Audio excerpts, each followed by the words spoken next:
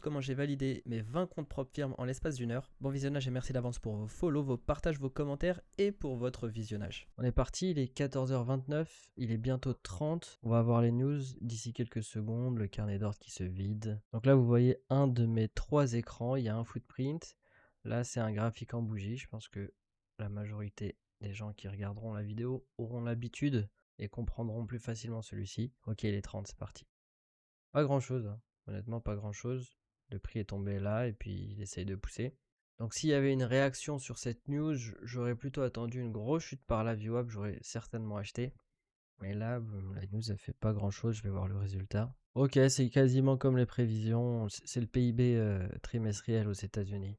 Comme les prévisions, en hausse, donc aucune surprise pour le marché, sachant que ça a été quand même assez pricé hein, avec tout ce pump là. Donc là le plan c'est de faire 80 points sur le Nasdaq, parce que 80 points ça fait 1600 balles, et il nous faut 1500, avec les frais, les spreads. Ok, enfin une réaction, ça chute, le carnet qui est toujours assez vide, il est pas encore, on l'a pas encore rechargé. Je regarde le carnet de l'S&P hein. Donc on va scalper, faire quelques petits points. Si on prend 5 points sur le Nasdaq par trade, c'est très bien. Parce qu'en rentrant avec 2 contrats, 5 points, ça suffit pour faire en 10 trades, on aura largement fait les résultats. Ok, ça pousse. Il y a eu une grosse hausse de spread, on peut pas le voir sur ce graphe, mais en tout cas sur le S&P. Donc là, les market makers sont venus retester cette zone. C'est intéressant pour shorter. C'est une très bonne zone pour shorter et malheureusement, si je short, c'est le S et vous n'allez pas le voir. Waouh, la zone, elle a très très bien réagi. Je vais tracer la zone sur le S et on va jouer le jeu, on va faire que du Nasdaq. Comme ça, vous verrez mes positions. Mais bien sûr que les meilleurs shorts, c'est sur le S.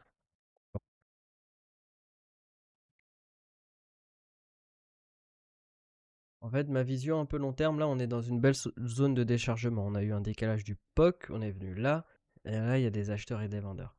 Si on a une rotation maintenant, ça me choquerait pas. Parce qu'on est allé très haut, là, je regarde la VWAP Weekly, on est sur les cartes type 3 de la VWAP Weekly, donc on est hyper haut.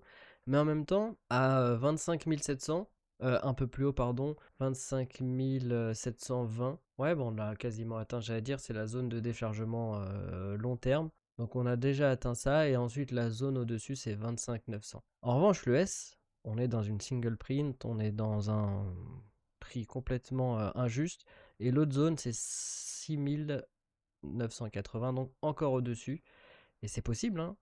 Le marché il peut être hyper bullish et avoir des signaux en faveur des acheteurs. Le VIX qui est redescendu hier il était à 20 pour le discours de Trump, là il est à 18. On est dans la zone de short pour le S. Et là, je vais voir si on a des vendeurs. Allez, premier trade. 13, les trades sont un peu au-dessus. Premier trade posé en short. Je vais essayer de trader cet excès et puis le décalage du spread que j'ai vu tout à l'heure sur le carnet. Il y a une belle rotation sur le S. Ouais, non, c'est une belle zone de short, honnêtement. C'est une très belle zone de short.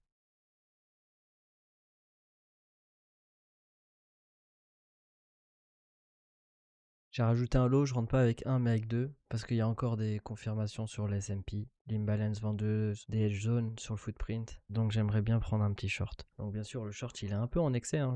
J'ai la confirmation maintenant mais j'y vais pas maintenant parce que j'attends vraiment de rentrer sur l'excès de ma zone. Surtout que le Nasdaq c'est pas l'actif le plus faible, bien au contraire. Ok, j'ai une petite confirmation de vente là sur le Nasdaq, mais là on est bien trop tombé. Donc j'enlève mes trades. Deuxième fois que j'ai un signal d'achat ici là. Donc les vendeurs se font absorber quand on arrive dans la zone des 86. Après c'est une zone qu'on avait vue. Hein. Donc là le prix il est encadré entre les 86 et les 706, 707. Et on le voit avec le footprint. Ça descend, tac, tac, tac, tac. Le prix il est que dans cette box. On n'arrive plus à retrouver des vendeurs sur le S. Il y aura peut-être un breakout peu vers le haut. Ouais, ça y va. Ok, c'est le moment d'y aller les gars. Ok, premier trade. Donc là, j'ai tradé la cassure parce que le S a cassé. Les achats vont nous intéresser pendant un petit moment. Waouh. Le S qui devient plus fort là. Ok, on a beaucoup d'acheteurs là. Une légère rotation, des vendeurs. Limite, on aurait pu le trail. Là, je scalpe. Donc mon objectif, vu que je rentre gros, c'est que je ne sois pas exposé très longtemps sur les marchés. Il faut que je prenne mes petits gains. J'ai besoin de faire 80 points. On est à 1/8. c'est tout. Là, il y a des acheteurs piégés, un petit signal de vente tout en haut. J'aime bien cette idée. À 83, il y a la VWAP Weekly, donc il peut encore monter. Mais là, on voit une petite edge zone. Je peux me positionner. Le risque avec le scalp, c'est de ne jamais être dans le bon momentum. Donc, il faut toujours que je sois dans le bon momentum. Là, il est haussier. Donc, ce trade est assez risqué. Je vais sortir. Je le prends pas. Il n'y a pas assez de force vendeuse, je trouve. C'est juste qu'il y a une pression acheteuse, dépression forcément. Et c'est pas non plus exceptionnel. Donc je prends pas le trade. En revanche, c'est totalement déséquilibré sur le Nasdaq. Il y a de l'acceptation partout. C'est beaucoup plus clean sur le S. À Pixel, on a eu la réaction sur le Nasdaq. Dès qu'on est arrivé dans la single print, hop, rejet. Rejet du prix vers le bas. Mais on peut faire 30 points à la hausse. On n'est pas à l'abri de ça. Ok, signal d'achat sur l'écart type. Ok, je suis dedans avec 2 contrats assez gros. Là, on essaye de vendre encore et encore.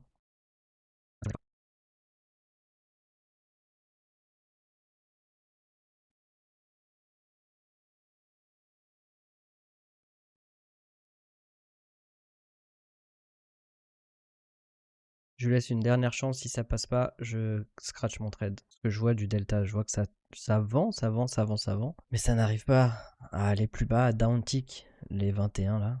Donc ouais, dès qu'on arrive par là, je pourrais cut mon trade. Voilà, avec un peu plus de force.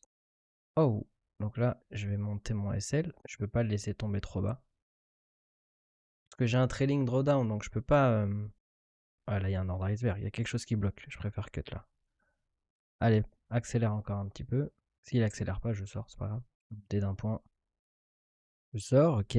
On a 37 points. Ouais, on a fait quasiment la moitié. Il nous manque 40 points. Il est 15 h, dans 30 minutes, il y a l'ouverture. Certains vont me dire, mais oui, mais t'aurais dû le garder, te mettre à BE, et peut-être que ça va pousser très très certainement. On voit les acheteurs qui reviennent, ça va très certainement pousser. Mais le truc, c'est que je suis en challenge avec un trailing drawdown. Et vous connaissez la règle du trading, on ne doit pas laisser trop d'argent sur la table. Parce que là, ils vont prendre mon compte avec je sais pas combien d'euros, et si je me fais BE, ils vont me dire tu as perdu dans ton drawdown quasiment 25 points. C'est beaucoup trop. Parce que je rentre lourd, donc j'ai pas le droit de laisser des points au marché. Je rentre beaucoup, beaucoup, beaucoup trop lourd. Voilà, il y aura d'autres opportunités. C'est difficile de shorter ça en fait, parce qu'il peut y avoir à chaque fois des très grosses réactions à la hausse. Des vendeurs qui essayent, et dès qu'il y a des acheteurs, en fait, c'est le ratio effort-résultat. Les vendeurs doivent mettre beaucoup, beaucoup, beaucoup, beaucoup d'efforts pour faire bouger le prix un tout petit peu. Et les acheteurs, c'est l'inverse. Quand il y a des acheteurs, il n'y a pas d'énormément d'efforts pour faire bouger le prix à la hausse. Bon, au final, vous voyez, j'ai bien fait de ne pas laisser autant de points au marché. J'ai cut là, direct, parce que je me serais fait BE. Et j'aurais regretté. Bon, bah il est là le run sur le tape, sur le S. Bon, ça c'est un peu technique, mais avec certains élèves, j'ai déjà vu ça. Mais là, il y a un signal de short sur le S. C'est peut-être le plus haut de ce dernier momentum, et peut-être que là, on va commencer, enfin, j'ai envie de dire, un flux baissier. Voilà, il y a de l'imbalance vendeuse. Ok, bon, là, ça a l'air de tomber pour le moment, sur ce court momentum, mais j'avoue que je préfère acheter, donc on va attendre un petit peu. S'il faut attendre l'ouverture, on attendra l'open. Hein. Ah, on est revenu sur la VWAP, j'avais pas vu la VWAP de la session cash. Mais là, je vais pas acheter parce qu'on a toutes les informations sur le marché qui nous montrent une rotation sur l'S&P. Et si l'S&P drop, le Nasdaq va suivre. Juste pour ceux qui se posent la question, ces 20 comptes m'ont coûté à peu près 700 balles. Parce qu'avec la promo, on est à 35 euros à peu près. Donc 700. Et ensuite, pour activer les 20 comptes, les frais d'activation vont me coûter 1200 euros à peu près. Parce qu'avec la promo, là, on est à 60 euros. Les frais d'activation, j'ai 20 comptes.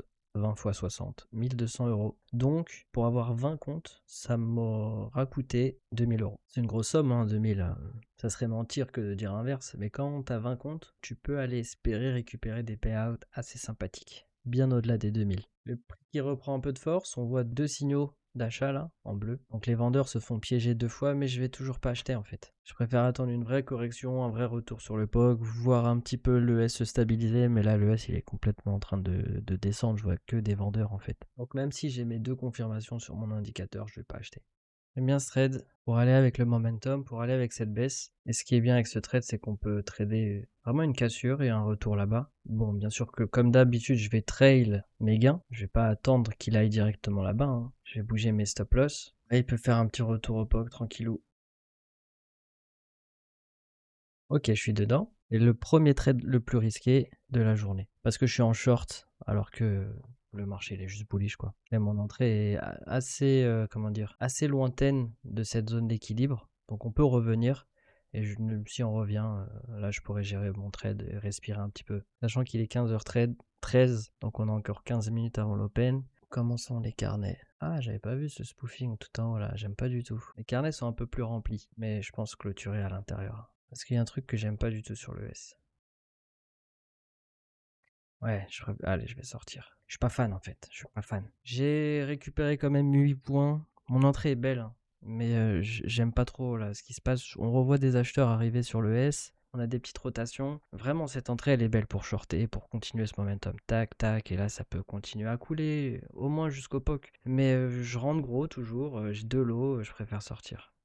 Tant pis, tant pis. Je pense que c'était la meilleure entrée pour pouvoir short. Tant pis, il y a zéro regret. On crache pas dans la soupe, on a pris quand même quasiment 10 points. Bien entendu que avec mes comptes financés, je rentre pas aussi gros, hein. Déjà, je suis en micro contrat, c'est juste pour la thématique de la vidéo. Et puis, j'avais envie d'avoir 20 comptes financés en attente. Parce que c'est utile, quand vous cramez vos comptes financés, bah vous en avez déjà en attente. Bah là, il y a quelqu'un qui vient mettre 100 contrats à 59, pardon. Je regarde pas le carnet sur le Nasdaq parce qu'il est très très léger. Donc ce que je fais, c'est que je regarde si l'ES et le Nasdaq sont corrélés sur le moment.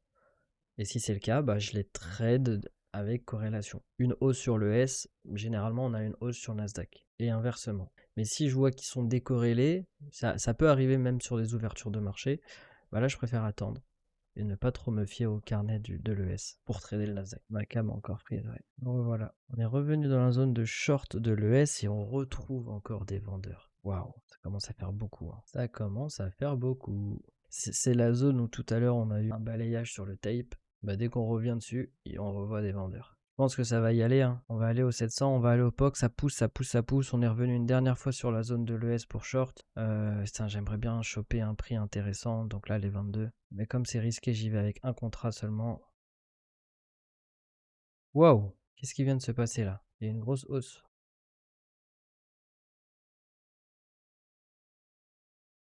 Comment je la sens l'open, une barre vers le bas. Ouais, alors là, cette open là, un prix qui chute jusqu'à la VWAP, je la vois venir gros comme une maison. Bien sûr, mon objectif c'est pas ici, hein. Si je cut ici, mais avec l'open en fait qui arrive, on peut avoir une barre qui baisse très très violemment. Surtout avec ces derniers retests et encore une fois un balayage sur le S. Hop, dernière tentative. Et là en fait c'est le S qui va me dire quand sortir de ce trade. C'est pas le Nasdaq. Ça descend toujours sur le S.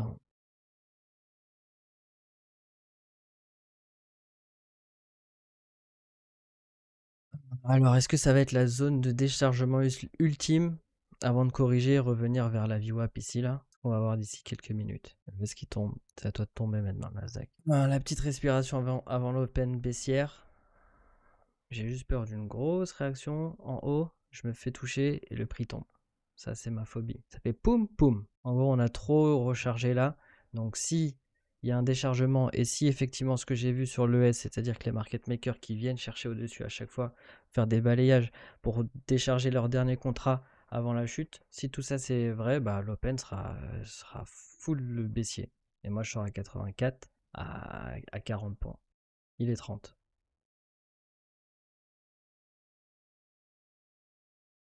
On tient, hein. On tient, on tient, on tient. On voit que ça tombe. On voit que ça va au POC. Je vais commencer à trail parce que j'ai un manque à gagner un peu trop gros, ouais. 81 points. Vous voyez cette ouverture baissière, elle est dingue, hein. Elle est dingue. Après, on a déchargé, déchargé, déchargé, déchargé. Mais l'open est baissière, les acheteurs sortent. Il peut y avoir une réaction en chaîne. Le prix qui tombe VWAP avant de repartir plus haut.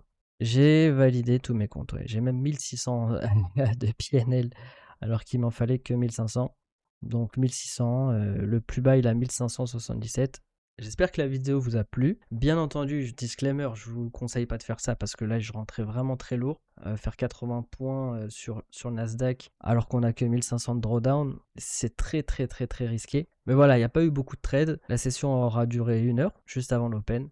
Et l'objectif, enfin les 80 points, en fait, ils se sont joués sur quoi, si on doit faire un récap? Bah la moitié, 40 points, c'était sur des petits trades. On achète, là on a tradé la cassure, on achète. Quand ça revient, on achète parce que On voyait sur le momentum encore des acheteurs qui pouvaient pousser une dernière fois. On a juste trail.